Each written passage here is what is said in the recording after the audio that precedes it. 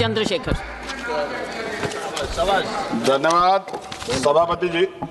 नियम 193 के अधीन वामपंथी उग्रवाद पे हम लोग चर्चा कर रहे हैं और क्योंकि ये बड़ा संवेदनशील विषय है तो बहुत कम समय में बड़ी गंभीरता से मैं अपनी बात को रखूंगा। सभापति जी, हम लोग फूले, साहू, अंबेडकर को मानने वाले लोग, हम लोग संविधान को मानते हैं, संविधान के आधार पर चलते हैं। हम लोग बंदूक को सही नहीं मानते और बंदूक का रास्ता सही भी नहीं, क्योंकि अगर कमजोर कभी बंदूक उठाएगा तो उसको कुचलना, उसको मारना आसान हो जाएगा, नक्सली या और तमाम तरह के आरोप लगा के। इसलिए बाबा साहब ने कलम की बात की और कलम को हथियार बताया।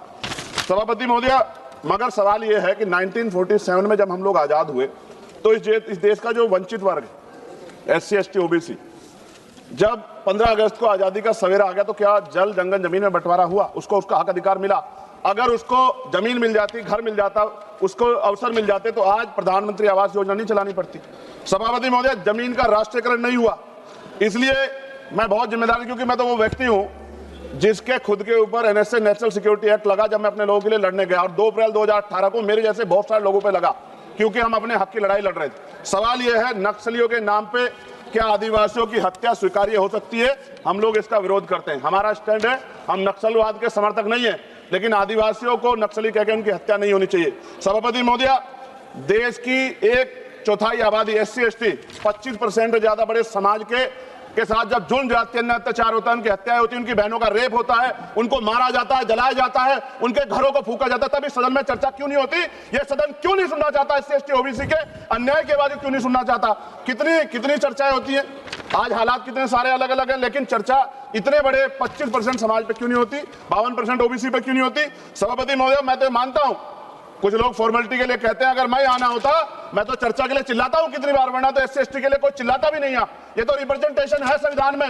ये ना होता हमारे घरों में, हमारी गलियों में कोई वोट मांगने नहीं जाता। हम जानते हैं कि जाति व्यवस्था कितनी बदली है।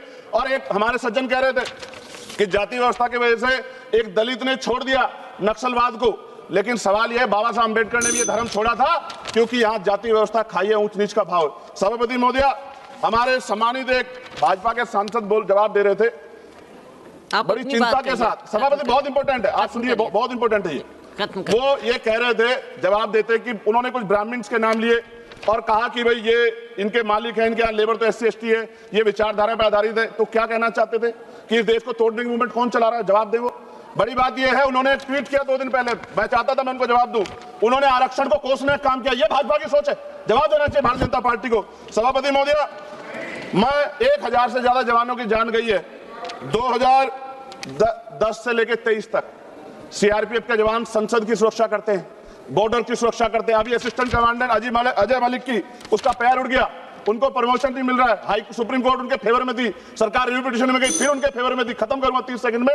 सभापति महोदय, फिर भी बिल आ गया। मैं ये पूछना चाहता हूं, क्या एक CRPF, BSF जो CAPF के हमारे जवान है, क्या उनकी शहादत नहीं है?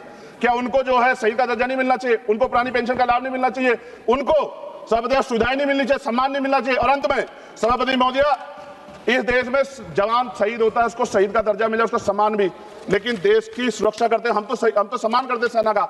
सीवर में सफाई कर्मचारी मरता है, इतने आगे बढ़े हम लोग, उसके बच्चों को भी अपना पेट पालने के लिए कई तरह की मुसीबत गुजरना पड़ता है, कोई नहीं सोचता। सच ये है, इस देश में दलित आदिवासी आज भी गुलामी की जिंदगी जी रहे। सरकार उनके लिए कुछ सोचना चाहती, सरकार नहीं सोचेगी तो फिर से किसी वाद का जन्म हो जाएगा। इसका इस अन्याय का, ये जो कठोर अन्याय है, जो सदियों की हिंसा पे आधारित, सदियों के भेदभाव पे आधारित है, इसका जवाब सदन को देना पड़ेगा। सभापति महोदय, नेपाल में नई सरकार बनी, उन्होंने कहा दलितों से सार्वजनिक रूप से माफी मांगेंगे कि जो हमने उनके साथ अन्याय किया। ये सदन कब उनसे माफी मांगा जिनके साथ हजारों साल अन्याय हुआ और आज भी उनको रोटी कपड़ा मकान के लिए अन्याय लड़ना पड़ता है? धन्यवाद सभापति महोदय। जय भीम, जय भारत।